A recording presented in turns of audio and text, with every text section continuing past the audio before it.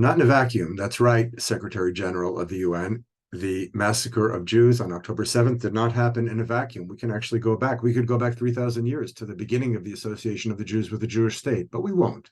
We'll start in 1920 with the Balfour Declaration, which is granting independence for a new, or providing a mandate for a new Jewish state.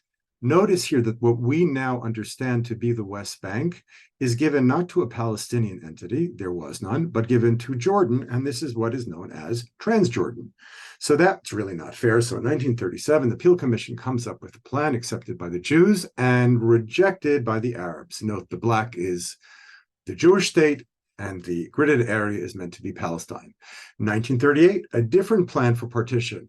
The Palestinians, not the Palestinians, the Arab world rejects it. 1947, the United Nations steps in, a partition plan. The white area for Israel, the gridded area for a Palestinian state. What did they do? They didn't just refuse, they went to war. Syria, Lebanon, Egypt, Transjordan, Iraq, all at the moment of the declaration of the Jewish state, they start, this is the beginning of from the river to the sea.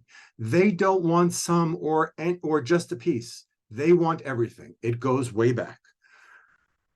1967, the Jewish state is established according to very, very strict lines, but the Arabs attack and Israel triumphs. Israel then takes what is now known as the West Bank, not again from the Jordanians, not again from the Palestinians, but from the Jordanians.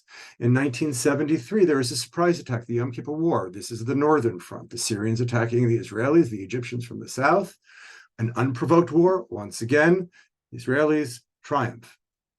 2005, an important date in and of itself, because this is the time that Ariel Sharon, of all people, disengaged from Gaza. That's right, people.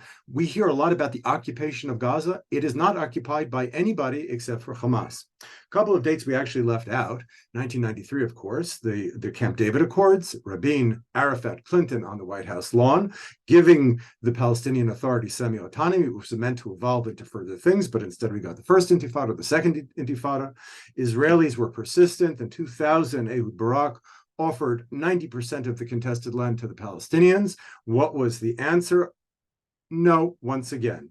Then again in 2007, Ehud Olmert makes a similar kind of offer, meets with Abbas, the current chairman in the West Bank, and that ends again in nothing because the Arabs cannot agree to less than everything. That is our context, and a little bit more of our context. How was your day? This could have been yesterday, it could have been today, it could have been any day of the last 3 weeks. It also could have been any day of the many, many barrages of rockets that Gazans, that Hamas has sent into Israel, into bomb shelters. 200,000 Israelis, we don't hear much about them, have been displaced from their homes. This is our context. Our context is the red alerts that we see, worrying about our children, worried about our family. We give warning to civilians. For Hamas, their aim is to kill civilians. So when somebody tells you, well, not in a vacuum, now you know a little bit more. No, it's not in a vacuum.